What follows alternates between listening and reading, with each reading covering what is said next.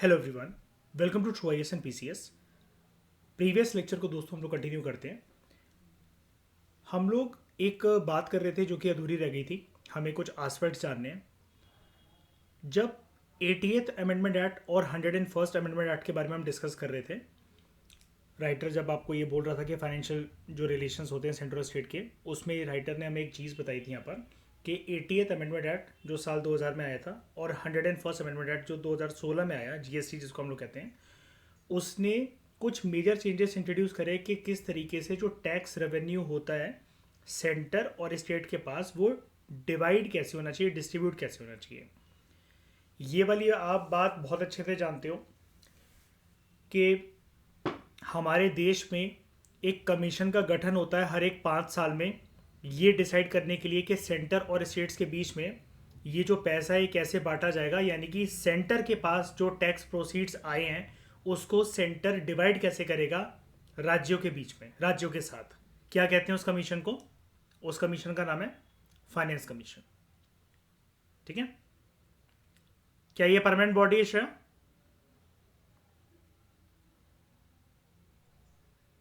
इसका गठन होता है हर कितने साल में? 5 साल में। ठीक है, अब कंटेक्स्ट बिल्ड करने के लिए आज की क्लास का कि आगे हम लोग क्या पढ़ने वाले हैं, बस 2 लाइनें सुन लो ताकि आपको रिकॉल हो जाए।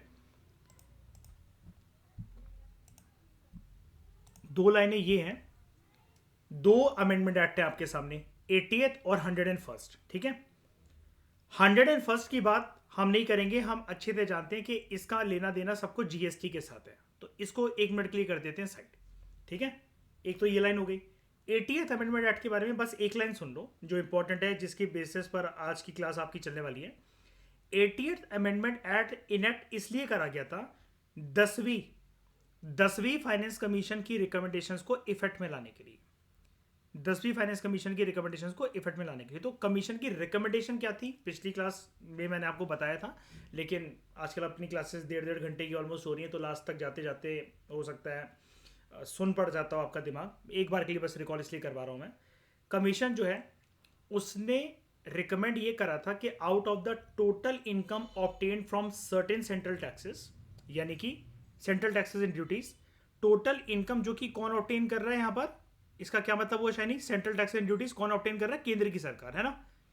उनमें से 29% जो है वो राज्यों के पास जाना चाहिए। ठीक है, ईशा, शाइनी और फायका, आपका होमवर्क ये है, या आप में से जिसको भी टाइम मिले, 10वीं फाइनेंस कमीशन से लेकर अभी शाइनी कौन सी चल रही है फाइनेंस कमीशन प्रेजेंटली 2024 तक? हाँ, एनीवन? 15th। आज की क्लास खत्म होने के बाद आप सबकी रिस्पॉन्सिबिलिटी है 10th, 11th, 12th, 13th, 14th और 15th। स्पेशली अगर आप में से जो लोग 2024 का जो प्रीलिम्स दे रहे हो उनके लिए क्वेश्चन इंपॉर्टेंट बन सकता है। मुझे ट्रेंड चाहिए इसका, मैंने आपसे पहले बोला भी था। ठीक है, लेकिन आप में से किसी ने सर्च नहीं करा होगा, इसलिए मैं आपको होमवर्क के तौर पे ये चीज़ दे रहा हूँ। ट्रेंड ये चाहिए मुझे। 10th फाइनेंस कमीशन की रिकमेंडेशन के बेसिस पर उसने क्या बोला, 29% जो सेंट्रल गवर्नमेंट के पास टैक्सेस या प्रोसीड्स, ड्यूटीज से जो भी पैसा, जो मतलब जो प्रोसीड्स हैं जो कलेक्ट होता है, 29% स्टेट के पास जाता है, जाना चाहिए, सॉरी जाना चाहिए। इसने एक रिकमेंडेशन दी थी।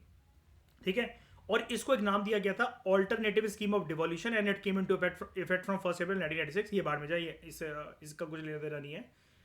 मुझे बस ये जानना है 29% से होते होते क्या ये ट्रेंड जो है, 10th फाइनेंस कमीशन ने 29% रिकमेंडेशन दी, अभी 15th फाइनेंस कमीशन चल रही है, तो स्टेट को सेंट्रल टैक्सेस और ड्यूटीज में से जो प्रोसीड हो जाएगा, क्या ये बढ़ता हुआ ट्रेंड है, या फिर ये ट्रेंड ऐसा है कि बड़ा गिरा फिर बढ़ा फिर गिरा और फिर ऐसे है, या फिर ये एक डाउनवर्ड ट्रेंड है 10th से लेकर 15th फाइनेंस कमीशन तक, कि उसने जितना रिकमेंड करा है कि कितना प्रतिशत राज्यों के पास सेंट्रल टैक्सेस एंड ड्यूटी से कलेक्ट करा हुआ केंद्र सरकार का पैसा राज्यों के साथ वो डिवाइड करें, ये जो रिकमेंडेशन है ये परसेंटेज के बेसिस पर कम होती हुई है कम होती हुई आई है 10 से लेकर 15 फाइनेंस कमीशन तक, बढ़ती हुई आई है, या फिर ये रोलर कोस्टर राइड में बढ़ी है? रोलर कोस्टर राइड मैंने आपको एक टर्म बताई थी, आप ये यूज कर सकते हो अपने यूपीएससी की जर्नी में, कि जब भी किसी ट्रेंड का कोई फेज नहीं होता, ऊपर नीचे ऊपर नीचे ऊपर नीचे होता रहता है, उसको रोलर कोस्टर फेज कहते हैं। ठीक है, रेदर देन राइटिंग के अपसाइड डाउन मूवमेंट वगैरह, ये अच्छा नहीं लगता, ये बचकान लगता है थोड़ा सा टर्म, तो आप रोलर कोस्टर जो टर्म है वो यूज कर सकते हो। ठीक है, अब समझ में आ गया? तो श्रेया, 101st अमेंडमेंट एक्ट किसके बारे में होता है? जीएसटी के बारे में। और श्रेया, 80th अमेंडमेंट एक्ट ने क्या, 80th अमेंडमेंट एक्ट क्यों आया? ये लाइमलाइट में क्यों है, पिक्चर में क्यों है? क्या करा था 80th अमेंडमेंट एक्ट ने? है शाइनी? इंप्लीमेंट करा था, इस वजह से आया था। और 10th फाइनेंस कमीशन ने क्या बोला था कि केंद्र की सरकार जो है जितना भी सेंट्रल टैक्स और ड्यूटी से पैसा कलेक्ट करती है, कितना प्रतिशत राज्यों के पास जाना चाहिए? उसका 29%, 29%। ठीक है, अब आप आ जाओ, ये जो पॉइंट्स मैंने छोड़ दिए थे इसके लिए, क्योंकि सेपरेट लेक्चर बनाना ज़्यादा लॉजिकल बात लग रही थी मुझे, इसलिए मैंने इसको रोक दिया था उस लेक्चर को। After the above two amendments, कौन कौन से? 80th एंड 101st, जो प्रेजेंट पोजीशन है with respect to the distribution of tax revenues between the centre and the state, वो कैसी है? Number 1, taxes levied by the centre but collected and appropriated by the states. एक एक heading है ये, हमें इसको समझना पड़ेगा। ये है आर्टिकल 268। पहली कंडीशन क्या है, मतलब सिचुएशन क्या है? टैक्स लेवाई किसने करे? केंद्र की सरकार ने। कलेक्ट किसके द्वारा करे गए, अप्रोप्रिएट किसके द्वारा करे गए? एक ही बात होती है, कलेक्शन अप्रोप्रिएशन किसके द्वारा करे गए, इकट्ठे किसके द्वारा करे गए? राज्य के द्वारा। ठीक है, ये जो कैटेगरी है इसके अंदर क्या क्या चीजें आती है, इसलिए आपको बोल रहा था कि सेपरेट लेक्चर बनाना मुझे ज्यादा लॉजिकल लगा। क्यों? ये हेडिंग ना इतनी इंपॉर्टेंट है। आप प्रीवियस 30 ईयर के पेपर देख लो, जैसे दिशा पब्लिकेशन की बुक आती है, उसमें 29 ईयर्स होते हैं। 29 ईयर्स के अगर आप पेपर को देखोगे, यूपीएससी के as well as state PSC वगैरह के, आपको ये पता लगेगा। मैं ये तो नहीं कह रहा कि बहुत ज़्यादा क्वेश्चन, लेकिन कुछ क्वेश्चंस जो कि आपको 0 मार्क्स दिलवा सकते थे प्रीलिम्स के अंदर, जिसमें आप 2 मार्क्स ले सकते थे अगर आपकी अच्छी रिकॉलिंग कैपेसिटी होती, वो इन हेडिंग से बन रखे हैं ऐसे क्वेश्चंस। ठीक है, जिसमें अगर ये वाली कैटेगरी पूछ ली जाए, अब वो यूपीएससी कभी भी ऐसा फैक्चुअल क्वेश्चन तो बनाता नहीं है स्टेट पीएससी की तरह के आर्टिकल 368 में क्या क्या आता है। ऐसे तो बहुत सारे आर्टिकल्स हैं, ऐसे क्वेश्चन को तो छोड़ देना बेटर होता है।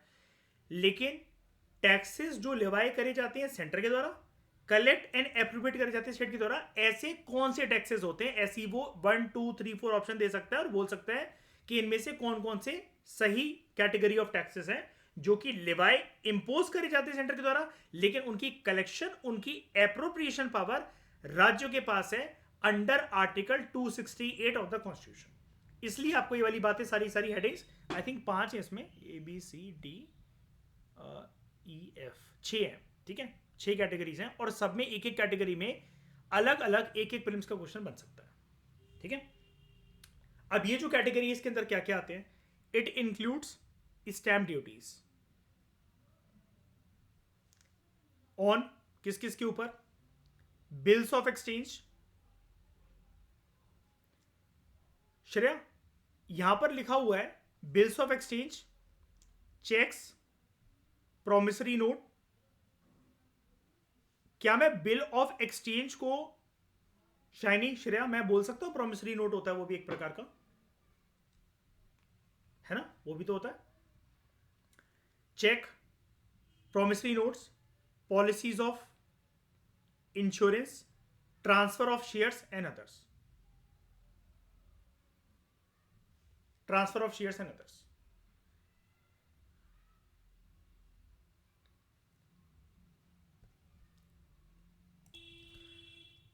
चलो छोड़ो, मैं आपको ना अपनी स्टॉक मार्केट की ऐप से एक्चुअली वो दिखा रहा था वो, लेकिन मैं ओपन मार्केट के अंदर ही आपको दिखा सकता हूँ। जब हम बाय करते हैं ना, मैं कोई भी शेयर वगैरह जैसे बाय करने वगैरह जाता हूँ, तो वो पहले से ही बता देता है कि अगर मैं उसको इन्वेस्टमेंट के लिए बाय कर रहा हूँ तब तो उसके ऊपर कोई चार्जेस नहीं लगते हैं, बहुत एक माइन्यूट सी फीस लगती है, 0.00% समथिंग लाइक। लेकिन अगर मैं इंट्राडे कर रहा हूँ या फिर कुछ आज के लिए बाय कर रहा हूँ या फिर ऑप्शंस या फ्यूचर्स के कॉन्ट्रैक्ट अगर मैं खरीद रहा हूँ तो उस पर स्टैम्प ड्यूटी, जीएसटी, आईजीएसटी, ये ऐसी चीज़ों की एक लिस्ट देता है। अभी मैं उसको ऐप में ढूंढने की कोशिश कर रहा था, लेकिन अभी क्योंकि मार्केट बंद है, 3:30 बजे के बाद मार्केट बंद हो जाती है और अब वीकेंड भी आ गया है, इसकी वजह से अभी वो दिखा नहीं रहा है। वरना मैं आपको दिखाता भी कि वो कैसे, ये जो है स्टैम्प ड्यूटीज़ कैसे लगती हैं। उस पर एक कैटेगरी आती है स्टैम्प ड्यूटी की, ट्रांसफ़र ऑफ शेयर, जब मैं शेयर्स बाय करता हूँ, ठीक है। तो this category includes stamp duties on bills of exchange, cheque, promissory notes, policies of insurance and transfer of shares and others. इसको लिवाय करता है सेंटर, लेकिन कलेक्ट कर जाता है स्टेट्स के द्वारा। The proceeds of these duties levied within any state. Proceeds मतलब याद रखना, जो मिलने वाला पैसा होता है उसको प्रोसीड्स हम लोग कहते हैं, ठीक है। Proceeds of these duties levied within any state do not form part of consolidated fund of India but are assign to that state. यानी कि इसका मतलब क्या है, अगर कोई भी केंद्र की सरकार ने टैक्स लिवाय करा था, कीवर्ड देखना, केंद्र की सरकार ने टैक्स लिवाय करा था विद इन एनी स्टेट, उससे जो भी पैसे की प्राप्ति होगी, अब राज्य की सरकार किसी राज्य के अंदर केंद्र सरकार ने एक टैक्स लॉन्च करा राज्य के अंदर, उससे जो भी रेवेन्यू प्राप्त होगा वो असाइन उस स्टेट को ही करा जाएगा, ना कि वो देश की तिजोरी का पार्ट होगा। वो कंसोलिडेटेड फंड ऑफ इंडिया का पार्ट नहीं होगा, वो स्टेट का पार्ट होगा। यानी कि आप ऐसा कह सकते हो, कंसोलिडेटेड फंड ऑफ स्टेट का पार्ट होगा वो, ठीक है। ये एक इंपॉर्टेंट एस्पेक्ट है। तो एक तो ये क्वेश्चन बन सकता है इससे फिल्म से। दूसरा एस्पेक्ट जानते हैं, टैक्सेस ध्यान से देखना, लिवाइड भी और कलेक्टेड भी।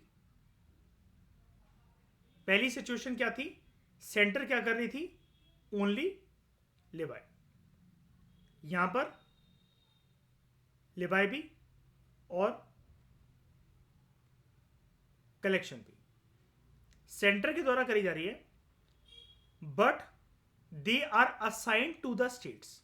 यानी कि शाइनी क्या है कि यहां पर जो इंपोज करा गया उसका बर्डन सेंटर के ऊपर, कलेक्ट करा गया उसका बर्डन सेंटर के ऊपर, लेकिन वो पैसा उठाकर स्टेट्स को दिया जा रहा है, ठीक है।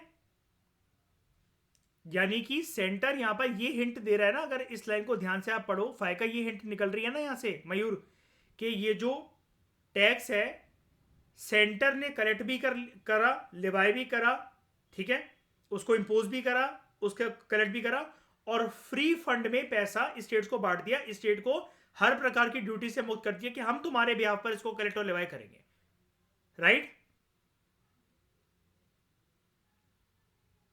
यही है, और ये चीज आती है अंडर आर्टिकल 269।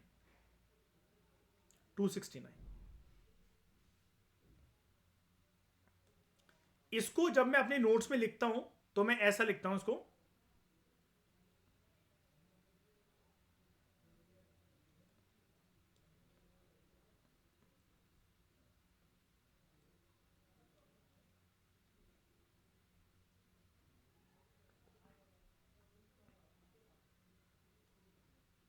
फ्री फंड का पैसा ऑफ स्टेट्स। क्यों, कोई मेहनत मुशक्कत करनी नहीं पड़ी, झोली में आकर गिर गया पैसा।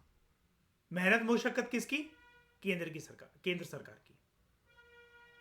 अब इस कैटेगरी के अंदर कौन से आते हैं टैक्सेस, ये आप स्टोरी मेकिंग करके ऐसे लिख सकते हो, मतलब मैं अपना तरीका बता रहा हूं क्योंकि यहां पर 5-6 कैटेगरी होती हैं, थोड़ा सा कभी कभार रिकॉल करने में दिक्कत हो जाती है इस वजह से। तो मैं अगर अपने नोट्स में कभी लिखता हूं तो मैं ये लिखता हूं फ्री फंड का पैसा of states. Taxes on the sale और परचेज ऑफ गुड्स, इसके अंदर लेकिन एक एक्सेप्शन होता है, इस एक्सेप्शन के ऊपर प्लीज फोकस करना। ये प्रीलिम्स ओरिएंटेड टर्म बन सकती है। अखबार, न्यूज़पेपर्स, अदर देन न्यूज़पेपर्स, कभी भी मैं आपको अक्सर ये वाली चीज़ समझाता हुआ आया हूँ, इस चैप्टर में तो मैं कोई गलती करना ही नहीं चाहता, आपकी इंटरप्रिटेशन में भी और अपनी डिस्कशन में भी। अगेन एक बात रिपीट कर रहा हूँ, जितनी बातें लिखी गई होती हैं उसको फेस वैल्यू पे उतना ही मानना प्रीलिम्स के अंदर। कैसे? मैं एक बारी ट्रैप हो चुका हूँ इस चीज़ में। मैंने एक क्वेश्चन सॉल्व करा था और उसमें फ्लो में ये जो एक्सेप्शन है ये दे रखी थी न्यूज़पेपर। तो शायनी उसके अंदर क्या था, न्यूज़पेपर्स एंड मैगजीन्स या फिर एंड जर्नल आर्टिकल्स के कुछ ऐसे करके। तो मतलब अब अक्सर अपन ऐसे ही करते हैं ना, जैसे फ्लो में बोलते नहीं अपन हमेशा न्यूज़पेपर एंड मैगजीन्स, है ना। तो यहाँ पर क्या है कि जितनी बात लिखी हुई है हमें फेस वैल्यू पे उतनी ही लेनी चाहिए। क्या मैं यहाँ पर एडिशनली इसकी इंटरप्रिटेशन में ये मान लूँ शायनी क्या कि न्यूज़पेपर्स एंड मैगजीन है एफआई का, है मयूर? नहीं, ठीक है। तो शायनी आपकी जो एक आदत है ना फर्स्ट डे से, आप मुझे बताते थे कि आप पॉलिटी को वर्ड टू वर्ड याद करने की कोशिश करते हो, इंटरप्रिटेशन तो बार बार पढ़ के मिल ही जाती है। वो एक बहुत अच्छी आदत है पॉलिटी में। तो टैक्सेस ऑन द सेल और purchase of goods other than the newspapers in the course of interstate trade और commerce. What do you mean by the term interstate trade और कॉमर्स? क्या होता है मयूर इसका मतलब?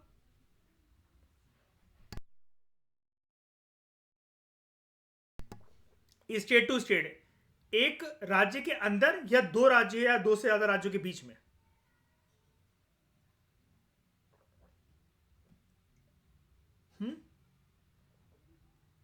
वो इंटर होती है। मैं यही पूछ रहा हूं इंटर का मतलब क्या हुआ मयूर आर्यन कि हाँ, इंटर क्या हुआ?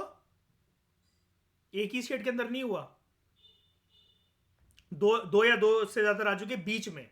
और जब राज्यों के अंदर होता है तो वो इंट्रा होता है, ठीक है। उसके बाद taxes on the consignment of goods in the course of interstate trade और कॉमर्स।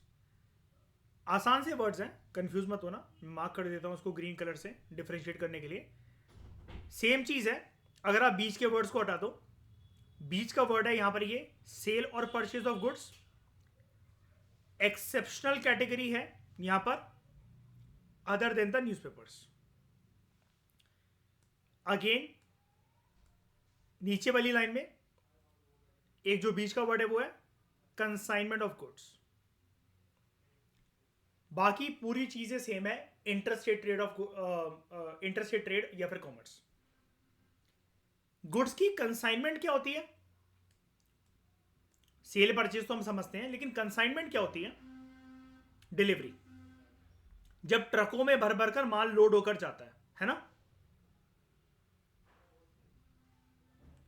अब मुझे एक बात बताओ, जब गुड्स का कंसाइनमेंट होता है, ट्रकों में माल भरकर जा रहा है, हम जनरली ट्रक मानेंगे 99% टाइम्स, ऑब्वियसली बात है। अगर गुड्स वगैरह अगर इंटरस्टेट जा रहे हैं तो ट्रकों में ही जाएंगे, ठीक है। हमारे देश में तो ट्रक ही चलते हैं। यहां पर टैक्स कैसे लग सकता है? जरा सिचुएशन मुझे रियलिस्टिक बताओ। गुड्स की कंसाइनमेंट हो रही है तो यहां पर टैक्स कैसे लग सकता है? बताओ ईशा। गुड, जब वो बॉर्डर को क्रॉस करेगा ना, टोल टैक्स तो एक छोटा सा मतलब एक वो तो हाईवे का और उसका वो हो गया, ठीक है, वो तो ट्रांसपोर्टेशन वगैरह का हो गया। लेकिन जब वो बॉर्डर को क्रॉस करेगा तो टोल के अलावा और भी प्रकार के टैक्सेस जैसे लगते हैं, जैसे पहले एक लगता था, याद है, ऑक्ट्रॉय, चुंगी, है ना, वो भी इंटरस्टेट ट्रेड और कॉमर्स के ऊपर लगता था। उसके बाद net proceeds of these taxes, ये कंसोलिडेटेड फंड ऑफ इंडिया का पार्ट नहीं है। तो बताओ क्यों नहीं है? इससे जो पैसा आएगा ये केंद्र सरकार का, पार्लियामेंट का पैसा नहीं है। मेरा सवाल है क्यों नहीं है?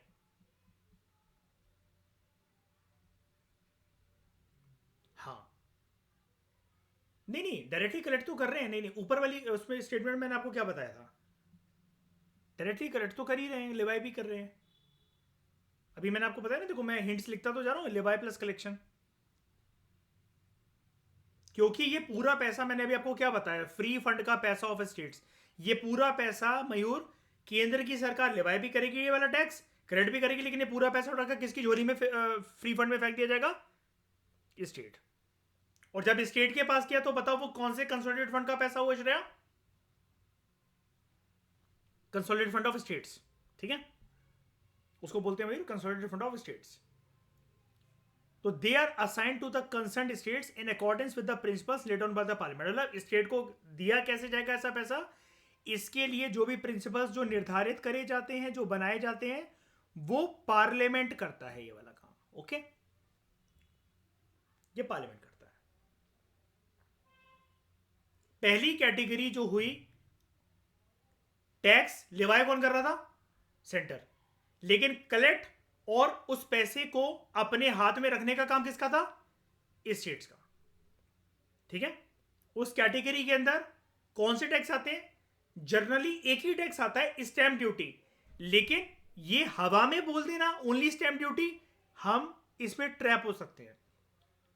हमें थोड़ा सा डीप डिग इन करना पड़ेगा कि भैया स्टैंप ड्यूटी किस चीजों के ऊपर जो लिवाई करी जाती है वो इस आर्टिकल 268 का पार्ट है। तो bills of exchange, cheques, promissory notes, insurance policies और शेयर्स की लेन देन करना, शेयर मार्केट में जैसे आप शेयर खरीदते हो। इससे जो भी पैसे की प्राप्ति होती है केंद्र की सरकार को, लिवाई करा था सेंटर ने, लेकिन कलेक्ट करने का काम जो है और देने का जो मिलने का काम है वो स्टेट्स के पास है। और हमने एक एस्पेक्ट और पढ़ा कि इससे जो भी पैसे की प्राप्ति होगी, अगर ये ड्यूटीज किसी भी प्रकार की कोई ड्यूटीज हैं, जैसे ऊपर तो उसने स्टैंप ड्यूटी बोल दिया, और ऐसी स्टैंप ड्यूटी अगर एक राज्य के अंदर अगर इंपोज करी जा रही है, उससे जो भी पैसा आएगा वो केंद्र सरकार का नहीं होगा।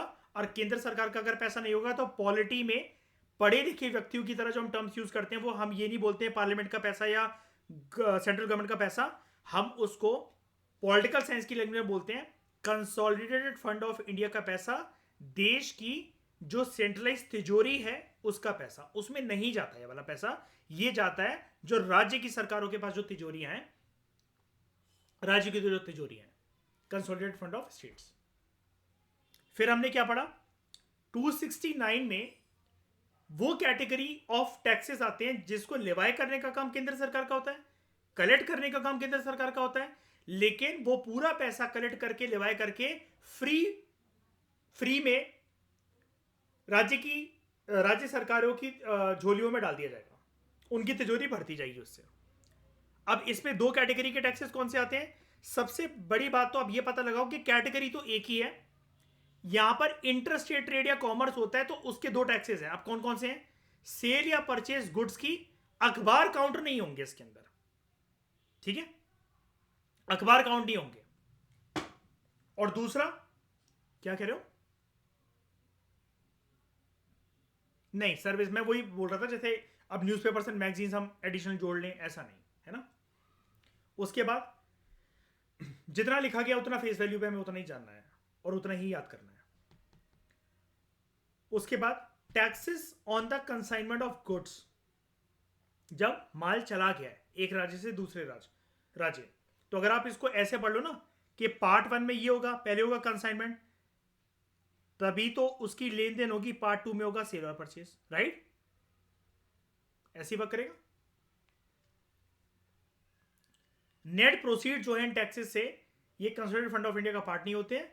Again they are assigned to the states, और उनके लिए प्रिंसिपल्स जो ले डाउन होते हैं कि स्टेट्स को मिलेगा कैसे। केंद्र सरकार ने जो पैसा ये मतलब ये टैक्स कलेक्ट करा, ये लिवाई करा, इससे जो पैसा आया वो राज्य की सरकार को दिया कैसे जाएगा, ये प्रिंसिपल्स ले डाउन करेगा पार्लियामेंट।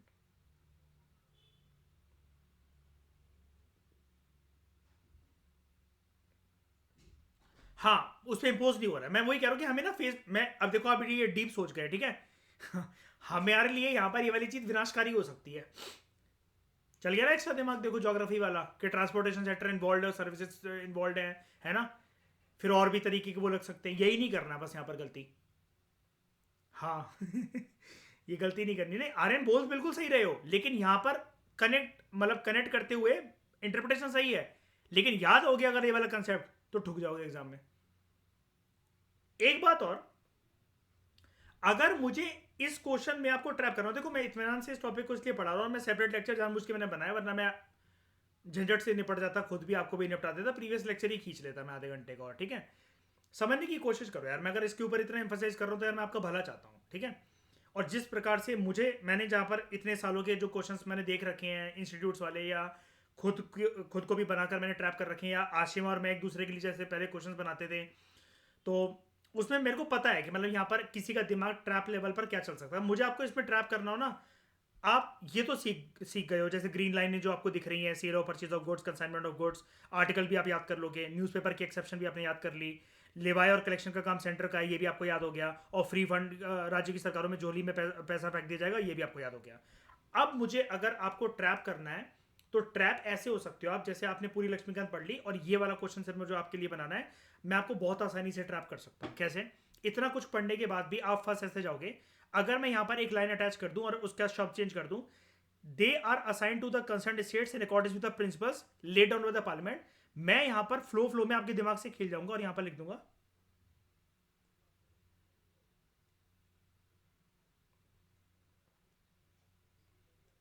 Finance commission. आप पता है ट्रैप क्यों हो जाओगे? अभी तो आप कहोगे हम नहीं होंगे, लेकिन अच्छी बातें नहीं हो, लेकिन 90% लोगों को मैं इसमें बहुत आसानी से ट्रैप कर सकता हूँ। आप चाहे मानो चाहे ना मानो, ये साइकोलॉजी में मैं आपकी ये साइकोलॉजी की घमंड तोड़ सकता हूँ आसानी से। क्योंकि जब आप ऊपर से पढ़ते हुए आओगे ना, जैसे मतलब मान लो मैं आपको ये बोल दूं कि आज आपके लक्ष्मीकांत का यूनिट 2 में जितने चैप्टर्स हैं आज उसका टेस्ट है आपका, ठीक है? अब आपने पूरी रात बैठ के प्रिपरेशन करा, जल्दी जल्दी सब कुछ पढ़ा, लिख लिख कर देखा, शॉर्ट नोट्स बनाया, आपने जो भी रिवीजन करी, लेकिन आपके दिमाग में एक जो स्ट्रक्चर बिल्ड रहेगा ना, आप जब इस टॉपिक को पढ़ना स्टार्ट कर रहे थे तो आपके सामने था 88th amendment act, 101st amendment act. आपने इस इंट्रोडक्शन में मेजर जो फोकस देखा वो फाइनेंस कमीशन का देखा, और आप जब ये 5-6 हेडिंग्स ये जो भी हैं, जो भी आप ये जो ब्लैक में लिखी हुई हैं, इनको जब आप पढ़ना स्टार्ट करोगे तब भी आप ये जानोगे कि 80th अमेंडमेंट एक्ट और 101st अमेंडमेंट एक्ट का इससे लेने देना है। जीएसटी को तो गोली मारो, लेकिन 80th अमेंडमेंट एक्ट के कंटेक्स्ट में आपको बात याद रहेगी फाइनेंस कमीशन की। और जब मैं ऐसा 80th अमेंडमेंट एक्ट को लाकर या आर्टिकल 269 या ये वाला जो स्टेटमेंट को अगर जोड़ूंगा और मैं यहां पर लिखूंगा कि ये जो प्रिंसिपल है ले डाउन कर दिया जाता है फाइनेंस कमीशन के द्वारा, दूर दूर तक आपके दिमाग में पार्लियामेंट नहीं आ सकता। ऐसे ही इत्मीनान से यूपीएससी के एग्जामिनर पेपर सेट करते हैं। आपके पास 100 किताबें पढ़ने के लिए 365 दिन होते हैं, उनकी टीम के पास 100 क्वेश्चन प्रिपेयर करने के लिए 365 दिन होते हैं। तो सोच के देखो कि उनका भी काम बहुत भारी भरकम काम होता है कि आप जो पढ़ रहे हो, आप जो दिन रात पढ़ रहे हो, उसको बीट कैसे करना है।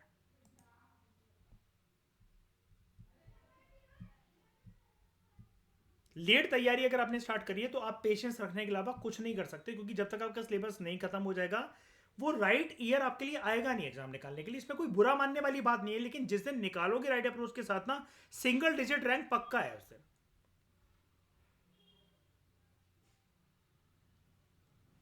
मैं आज तक अपने आपको प्रिपेयर नहीं मानता यूपीएससी के लिए, ऑन रिकॉर्ड बोल रहा हूं ये वाली बात।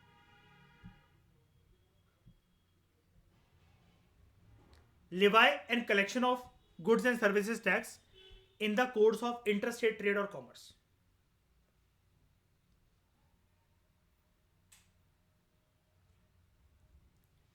Levy and collection of goods and services tax, अब यहां पर क्या हो गया, यहां पर Levy प्लस कलेक्शन किसका, अब यहां पर Levy and कलेक्शन वो ऊपर वाली कैटेगरी, ठीक है? यहां एक स्पेशलाइज कैटेगरी है, यू शुड एड जीएसटी है। मैं आपको देखो इस टॉपिक के बगल में शॉर्ट नोट्स भी देता चल रहा हूँ, जैसे मतलब मैं खुद भी नोट मेकिंग करता हूँ ना, तो ये कीवर्ड्स को निकाल लेता हूँ, साइड की ये चीज़ें लिख लेता हूँ, और एक A4 शीट में उसके कॉलम में ये सारी 5 कैटेगरी 6 कैटेगरी जितनी भी हैं ये सारी मेरी आ जाती हैं, ताकि मैं ट्रैप ना हो सकूँ। तो ये भले आप अप्रोच अभी है तो मेरा लेक्चर पर तो लिख लो साइड में, जो भी आपको ठीक लगे, ये आपकी मर्जी, जैसे आपको अपनी अप्रोच ठीक लगे। तो levy and collection of goods and services tax in the course of inter state trade या कॉमर्स, ऊपर वाली बातें ही है, ग्रीन वाली लाइनें जो थी इंटर स्टेट ट्रेड और कॉमर्स। यहां पर लेकिन क्या है, लेवाई करने का काम, कलेक्शन करने का काम किसका हो रहा है, जीएसटी का हो रहा है। अब यहां पर इन्होंने ऐसा क्यों नहीं लिखा कलेक्टेड बाय द सेंटर या स्टेट्स को दिया जाएगा, क्योंकि हम जानते हैं, दिमाग अप्लाई करो अपना, रिवीजन अप्लाई करो अपनी, जीएसटी का जो टॉपिक है वो कंकरेंट लिस्ट से उठाया गया, राइट, जिसमें दोनों की सहमति होती है। वो अलग बात है कि जीएसटी में अगर आप काउंटर आर्ग्यूमेंट करो तो आप ये कह सकते हो, और वो एक्सेप्टेबल भी होगी मेरे लिए, कि सर जीएसटी की भी तो अलग अलग वो होते हैं, IGST, central GST, state GST, मैं मानता हूं, लेकिन जीएसटी यहां पर एक ब्रॉड टर्म में दे रखा है, जिसमें जीएसटी अगर आप कह रहे हो आईजीएसटी, एसजीएसटी, सीजीएसटी, ठीक है, तो उसमें कम से कम राज्य का एक बोलबाला है। तो भले केंद्र सरकार जितना नहीं है लेकिन दोनों की आपसी सहमति है ना, क्योंकि कंकरेंट लिस्ट का टॉपिक है ना ये तो। इसलिए यहाँ पर आपको हेडिंग में ये कुछ नहीं मिलेगा जो मैं अभी तक लिखता चल रहा था कि लेवाइन कलेक्टेड बाय द सेंटर और वो करके, क्योंकि जीएसटी के भी अलग अलग भिन्न भिन्न प्रकार होते हैं। ठीक है, फर्स्ट डे से बोल रहा हूँ, अगर बिना रिवीजन के चैप्टर में आ रहे हो तो वो बेकार है आपके लिए बैठना, और 4-5 पेज इसके बीच जाने दो। अगर आप रिवीजन नहीं करो बेकार है आपके लिए बैठना, आप टाइम वेस्ट कर रहे हो खोटी, कुछ और करो, गाने वाने सुन लो उससे बड़ी जाकर, बंदी से बातें कर लो अपनी। Levy and collection of goods and services tax in the course of interstate trade or commerce. Goods and services tax on supplies in the course of interstate trade or commerce, they are levied and collected by the center.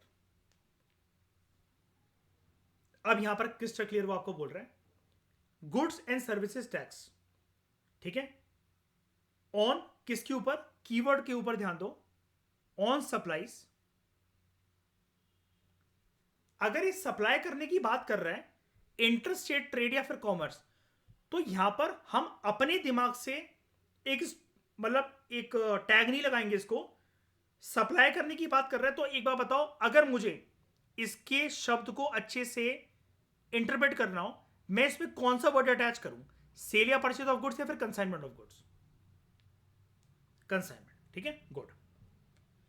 तो goods and services tax on the supply या फिर on the consignment in the course of interstate trade या commerce, ये Levi और collect करा जाता है centre के द्वारा। अब आप लिख सकते हो यहां पर यस सेंटर के द्वारा, लेकिन उसमें कीवर्ड अटैच करना होगा आपको, और वो ये है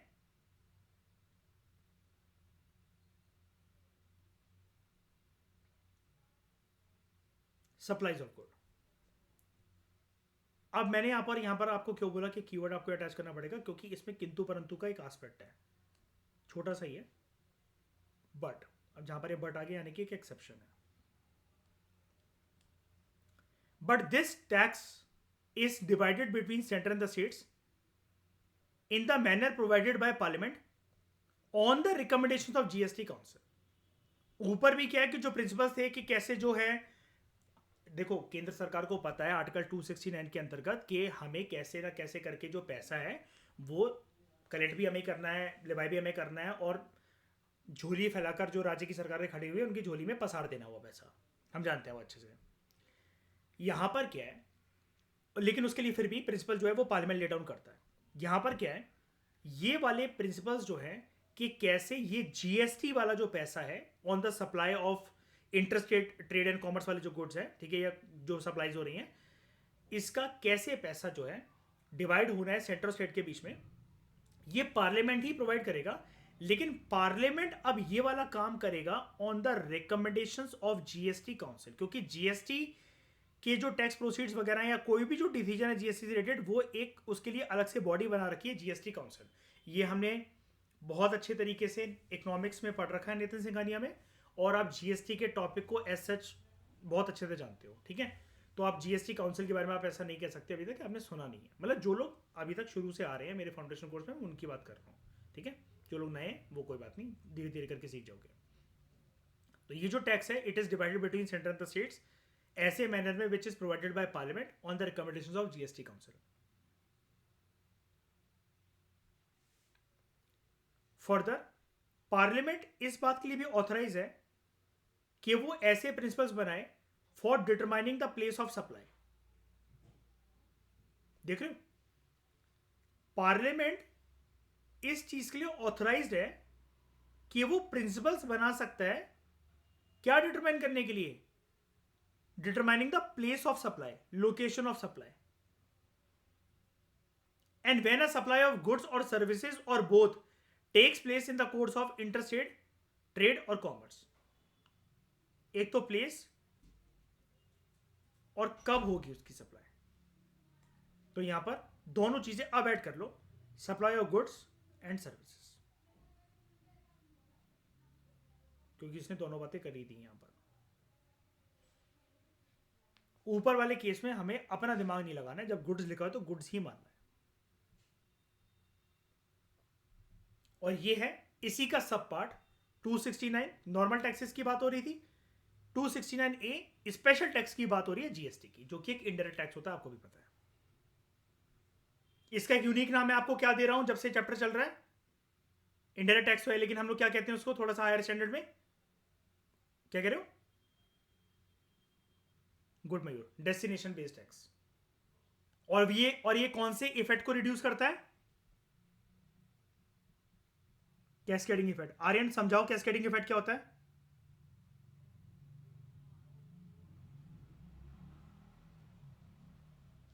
हर एक स्टेज ऑफ प्रोडक्शन पर जो टैक्स लगता है उसको हर एक स्टेज ऑफ प्रोडक्शन पे जो टैक्स लगता है उसको एलिमिनेट करना, और फाइनली जब वो कंज्यूमर तक पहुंचे तो उसका प्राइस का बर्डन बहुत ज्यादा ना हो कंज्यूमर के ऊपर। ओके, यहां तक बातें क्लियर? शैनी, श्रेया, आगे बढ़े? मयूर, चलो 270 पर। ठीक है, चौथा aspect, taxes levied and collected by the centre but distributed between the centre and the states. अब यहां पर क्या है? लिवाई और कलेक्शन करने का काम किसका है? सेंटर का, लेकिन ये डिस्ट्रीब्यूट दोनों के बीच में हो रहा है। डिस्ट्रीब्यूट दोनों के बीच में हो रहा है, सेंटर भी और स्टेट्स भी, दोनों के बीच में डिस्ट्रीब्यूट हो रहा है। और इसके लिए जो आर्टिकल है दैट इज आर्टिकल 270। अब यहां पर क्या है? लिवाई करा गया सेंटर के द्वारा, करेक्ट करा गया स्टेट सेंटर के द्वारा, दोनों काम सेंटर नहीं करें। और इसको अगर मेरे को नोट्स में लिखना होता है तो मैं सिंपल सा एक टर्म इसके लिए यूज करता हूं, एक लाइन यूज करता हूं,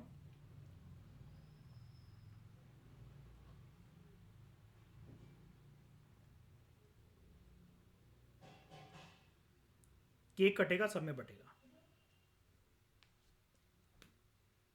ठीक है, सिंपल सी बात है, डिस्ट्रीब्यूट दोनों के बीच में हो रहा है, किसी एक के पास नहीं जा रहा है। वहां पर तो वो जो लीफ लाकर वो खड़े हुए थे, फ्री फंड का पैसा जो है स्टेट्स के पास आ रहा है, लेकिन यहां पर क्या है? आर्टिकल 270 होता है, केक कटेगा सब में बटेगा। This category includes all taxes and duties refer to in the union list. अब यहां पर जो सेंटर है ना, आपको थोड़ा सा पहली बार विनम्र भाव का लगेगा, एक हम्बल नेचर का लगेगा। क्यों? शाइनी देखो, ये जो कैटेगरी है इसके अंदर वो सारे टैक्सेस और ड्यूटीज हैं श्रेया जो कि यूनियन लिस्ट का पार्ट है। ठीक है, एक्सेप्ट कुछ जो हम बातें पढ़ने जा रहे हैं, लेकिन फिर भी सेंटर कम से कम शाइनी माना तो बांटने के लिए है कि नहीं? माना तो, चाहता तो रख भी सकता था अपने पास, लेकिन नहीं। जैसे कि मैंने बोला, केक कटेगा और सब में बटेगा। केक को लाने का काम, पैसा खर्च करने का काम किसने करा? उठाने का काम बेकरी की शॉप से, लिवाइन कलेक्शन का सेंटर नहीं। ठीक है, लेकिन फिर भी घर आके सब में बांट रहा है। घर हमारा इंडियन यूनियन, सारे मेंबर्स और उसके सदस्य कौन? स्टेट्स। तो this category includes all taxes and all duties जो कि यूनियन लिस्ट में, एक्सेप्ट फॉलोइंग ड्यूटीज। इसके अंदर क्या क्या नहीं आता है वो जान लो पहले। वो ड्यूटीज और वो टैक्सेस जो कि आर्टिकल 268 में है, 269 में है और 269A में है। तो यानी कि ऊपर जो अलग आर्टिकल में बातें हो चुकी हैं 268, 69 और 69 ए, यानी कि stamp duty, bills of exchange के ऊपर, चेक के ऊपर, प्रोमिसरी नोट के ऊपर, पॉलिसीज ऑफ इंश्योरेंस के ऊपर, ट्रांसफर ऑफ शेयर्स के ऊपर, या फिर वो ड्यूटी जो केंद्र की सरकार ने राज्य के अंतर्गत लगा रखी है वो उसके ऊपर। ठीक है, दूसरी चीज, टैक्सेस ऑन सेल और परचेज ऑफ गुड्स, न्यूज़पेपर के अलावा इंटरस्टेट ट्रेड एंड कॉमर्स के कंटेक्स्ट में, same interstate trade and commerce के कंटेक्स्ट में कंसाइनमेंट ऑफ गुड्स, उसके बाद जीएसटी। तो वो ड्यूटीज और वो टैक्सेस जो कि 268, 269 और 269A में है। ठीक है, ये हो गया आपका स्टैम्प ड्यूटीज और कुछ अदर ड्यूटीज। और 269 में हो गया आपका ये क्या कहते हैं, consignment of goods and sale and purchase of goods. 269A में आपका जीएसटी। ठीक है, ये ड्यूटीज और ये जो टैक्सेस हैं ये यूनियन लिस्ट का पार्ट नहीं है। ठीक है, इसलिए नहीं है, अगर आप ऊपर अच्छे से पढ़ते हुए आ रहे हो तो आप हर एक एस्पेक्ट में पहले ही जान लोगे। ऐसा नहीं है कि इसने ये वाली लाइन यहां लिखी है तो आप यहीं जानोगे। 268 में लिखा हुआ था they are assigned to state, they do not form part of the consolidated fund of India. 269 में क्या लिखा हुआ था? Assigned to the concern states do not form part of the consolidated fund of India. GST वैसे भी consolidated fund of India का part नहीं, क्योंकि दोनों का बोलबाला उसके अंदर रहता ही है जीएसटी के अंदर, क्योंकि there is CGST, SGST, IGST etcetera. उसके बाद surcharge on taxes and duties, जो कि आर्टिकल 271 में, और अभी हम आर्टिकल 271 को पढ़ेंगे। Surcharge on taxes and duties, surcharge क्या होता है? गुड। और इसी के एक भाई क्या होता है? सेस। ठीक है, लेकिन यहां पर सरचार्ज की बात हो रही है उसकी, ये पॉइंट, सेस का पॉइंट अलग है। हैस के अंदर इंक्लूड, ऐसा नहीं कि सेस को मिस कर दी, सेस का पॉइंट अलग है। Any cess levied for specific purposes. अब स्पेसिफिक पर्पस के लिए जैसे क्या होता है कि सरकार को लगता है कि यार ये वाली चीज ना हमारे देश में टॉप प्रायोरिटी पर है, हमें इसके लिए थोड़ा सा और पैसा चाहिए। तो एक सबसे फेमस सेस मैं आपको बता देता हूं। जैसे आप अगर खाने पीने गए हो और उस पर टैक्स के अलावा सेस लग कर आ रहा है, तो वो सेस लिखा रहेगा। लाइक सबसे फेमस जो होता है वो होता है कृषि कल्याण सेस, या फिर राइट टू एजुकेशन के कंटेक्स्ट में एजुकेशन को प्रमोट करने के लिए ऐसे सरचार्ज हो सकता है जनरल पर्पसेस के लिए। अभी वो पर्पस डिफाइंड नहीं है सेंटर ने, लेकिन पैसा रख रखा है कि हाँ हम आने वाले टाइम में सोच रहे हैं इसके लिए पैसा एकदम से जो है हमें ज़्यादा चाहिए पड़ सकता है। जो नॉर्मल टैक्स वगैरह से जो कलेक्शन होती है वो इतनी नहीं होती, थोड़ा सा और मतलब हमें लगाना पड़ सकता है। तो हम क्यों डेफिसिट फाइनेंसिंग वगैरह की तरफ बढ़ेंगे, तो हम पहले से इतना वो करके रखते हैं, तो ये होता है। अब राज्य की सरकारें क्यों रोती हैं सेस और सरचार्ज का नाम सुन के? राज्य की सरकारों को चिड़न क्यों है इससे? मैं क्लेम कर रहा हूं एक लाइन कि चिढ़ती हैं वो सेस एंड सरचार्ज टर्म से। क्यों चिढ़ती है? उनको डिस्ट्रीब्यूट नहीं होता, डिस्ट्रीब्यूट नहीं होता। तो आर्टिकल 270 में वो सारे तरह के टैक्सेस और ड्यूटीज हैं। कौन कौन से नहीं है? एक स्टैंप ड्यूटी, जो कि राज्य की सरकारों के पास जाएगा। 269 स्टैंप ड्यूटी से मतलब समझ जाओ जो प्रोसीड्स है, मतलब ठीक है। 269 जो है आपका sale and purchase of goods और कंसाइनमेंट ऑफ गुड्स, उसका भी पैसा राज्य की सरकारों के पास जाएगा। 269 है जीएसटी, ठीक है, और गुड्स एंड सर्विसेज, जिसको जीएसटी काउंसिल वगैरह जो है वो रिकमेंड करेगा, पार्लियामेंट उसको फिर ऑथराइज करेगा किस हिसाब से वो करना है, इसको भी कलेक्टर लिवाई करेगा ये सेंटर, ठीक है। और इसके अंदर क्या नहीं आता? सेस एंड सरचार्ज, ठीक है। The manner of distribution of the net proceeds of these taxes and the duties, ये प्रिस्क्राइब कौन करता है? ये प्रिस्क्राइब करता है president on the recommendations of finance commission. अब समझ गए मैं आपको इनिशियली उसमें उस कैटेगरी में क्यों बोल रहा था कि मैं आपकी साइकोलॉजी को बहुत आसानी से ट्रैप कर सकता हूं। आपको हर एक कैटेगरी इसलिए जाननी चाहिए, इसलिए मैं आपको बोल रहा था हर एक कैटेगरी से एक सेपरेट फिल्म्स का क्वेश्चन बन सकता है। यहां पर क्या था? यहां पर क्या था? पार्लियामेंट निर्धारित करेगा कि प्रिंसिपल्स राज्य की सरकारों की झोली में पैसा गिरना है, डेफिनेटली गिरेगा। सेंटर पूरा कलेक्ट करे, सारा बर्डन लिवाए करे, फिर भी राज्य की सरकारों के पास जाएगा, लेकिन पार्लियामेंट प्रिंसिपल्स ले डाउन करेगा। हमने फिर उसके बाद दूसरी कैटेगरी में क्या पढ़ा?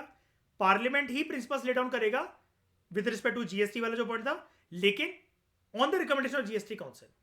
अब यहां पर क्या हो गया?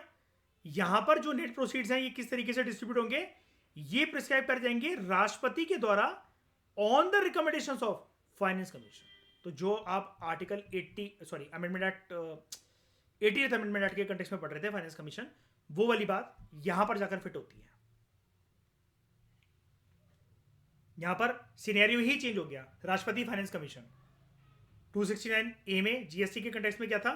जीएसटी काउंसिल और पार्लियामेंट। 269 में क्या था? ओनली पार्लियामेंट, ठीक है।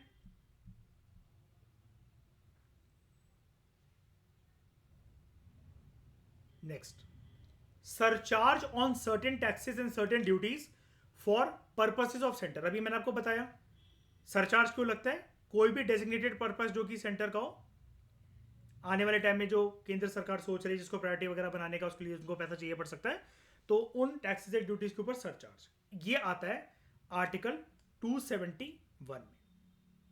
और एक लाइन ऊपर देख लो, वो आपको बोल रहा था ना, surcharge on tax and duties 271 में, और वो कह रहा था नीचे इसको एक्सप्लेन करा गया, तो ये वाला वो पॉइंट है जिसको वो कह रहा था कि नीचे एक्सप्लेन करा गया, मेंशन बिलो।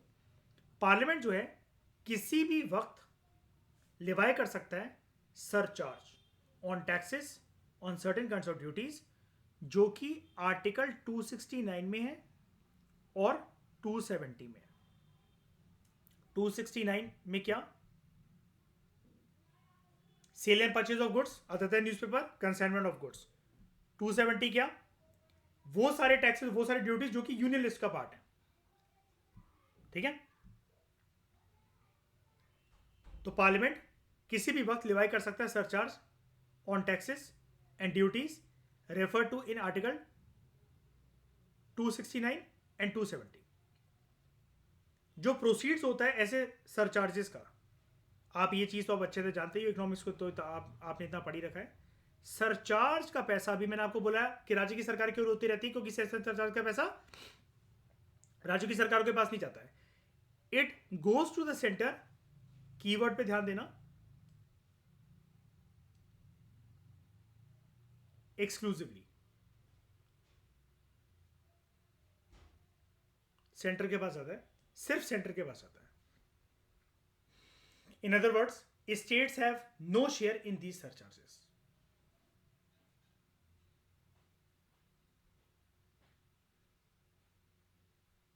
ठीक है, जीएसटी जो है it is exempted from this surcharge, यानी कि सरचार्ज जीएसटी के ऊपर इंपोज नहीं हो सकता। Very very very very very important line.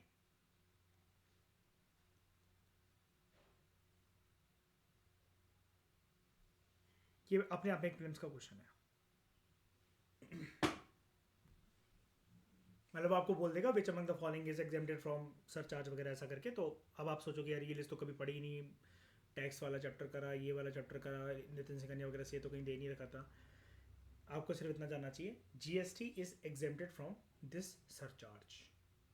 Surcharge cannot be imposed on GST.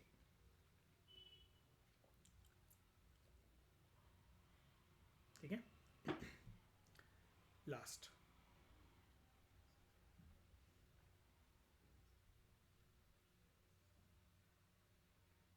ये, हाँ बिल्कुल बिल्कुल, ये सेंटर और स्टेट दोनों पे लिवाया करते हैं, इस वजह से ऐसा कह रहा है।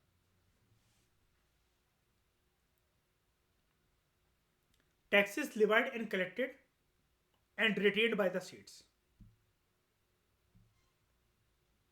यहां पर जो कैटेगरी थी वो क्या थी?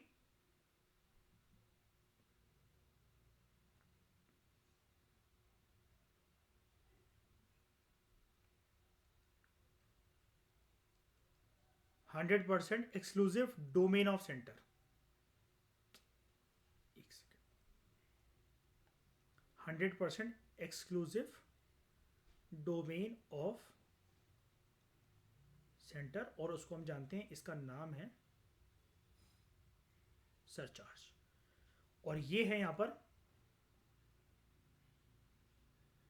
Levi and collection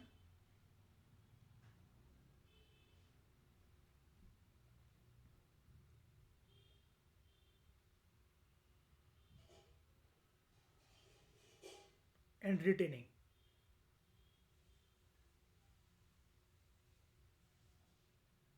only states, ये स्टेट्स का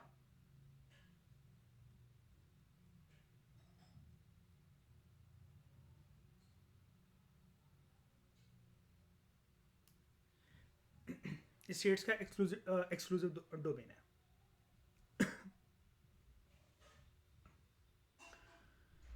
क्लियर है? पढ़ते हैं पहले इसको। These are taxes belonging to the states exclusively. These are the taxes which belong to the states exclusively.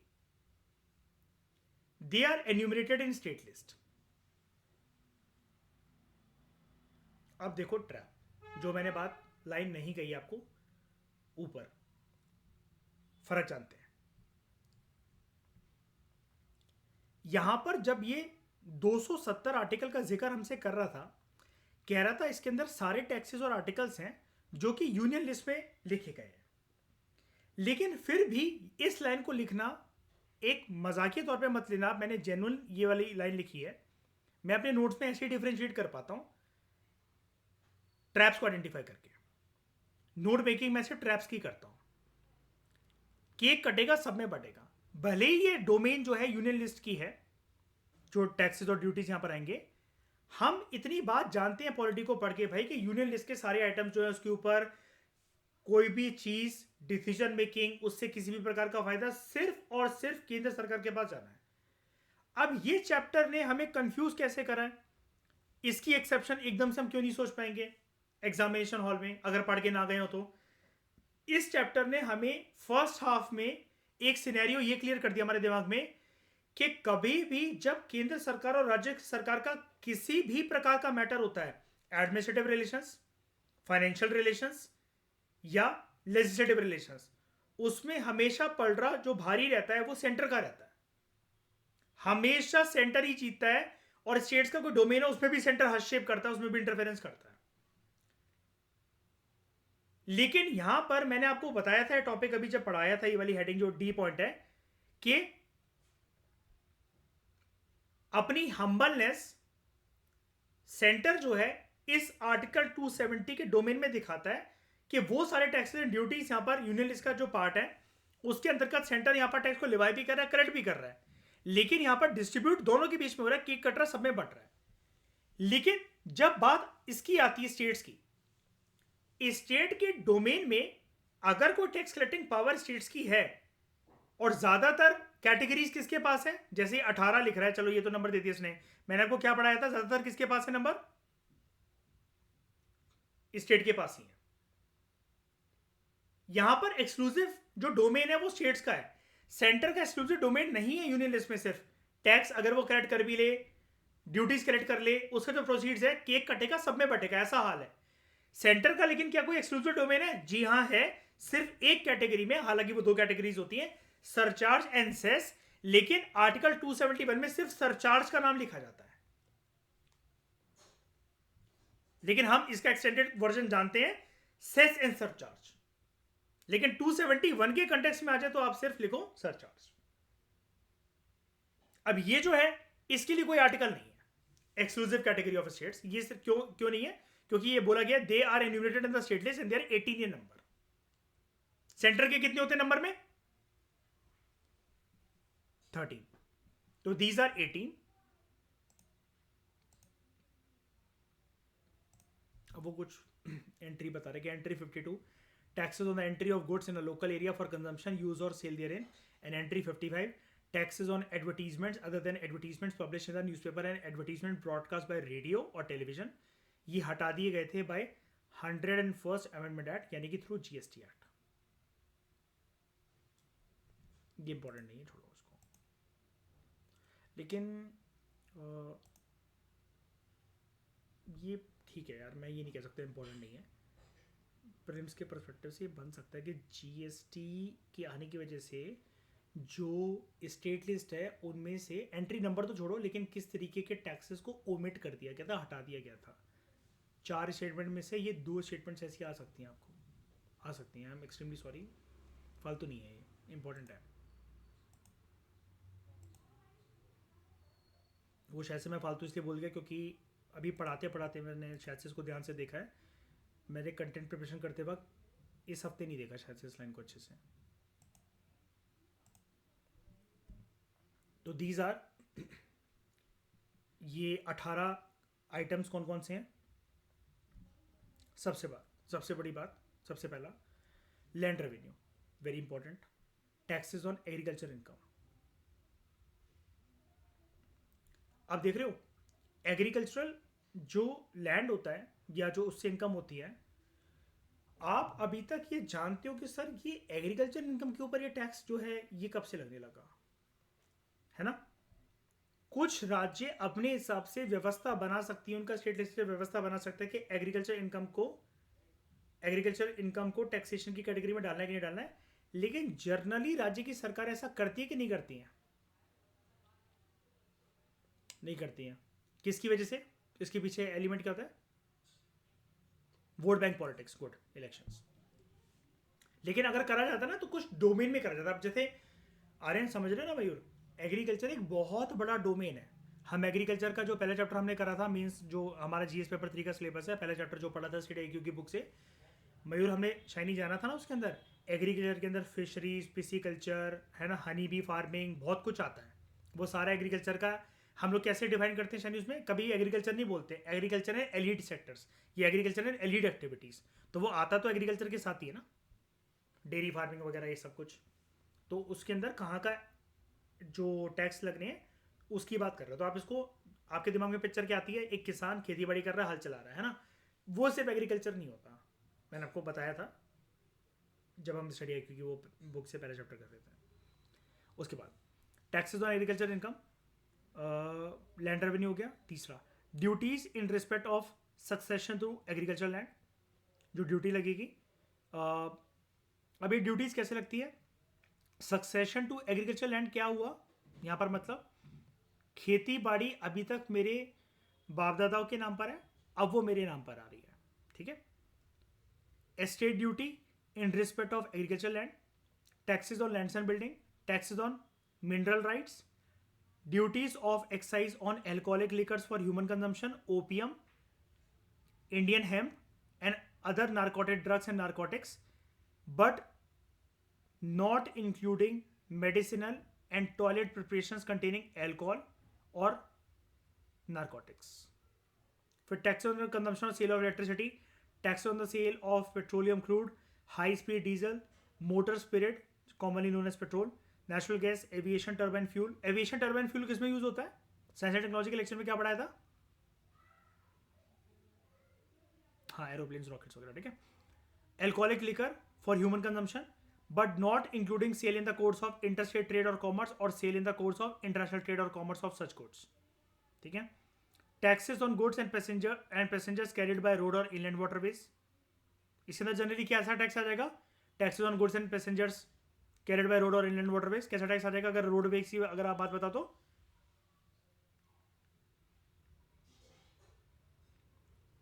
अरे टोल टैक्स नॉर्मल, ठीक है। उसके बाद ठीक है, स्क्रीन शो नहीं हो रही है, क्यों स्क्रीन शो नहीं हो रही है मेरी क्या,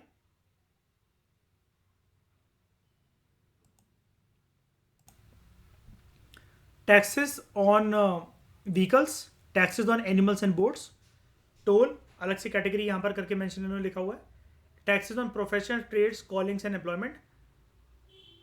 उसके बाद capitation taxes, taxes on entertainments and amusements to the extent levied and collected by the panchayats or municipality or regional council or a district council. Stamp duty on documents except those specified in the union list, and fees on matters जो कि state list में given है except court fees। इसके अंदर जितने exceptions हैं समझ जाना, वो आपके prelims oriented questions बन सकते हैं, जितने exceptions दे रखे थे।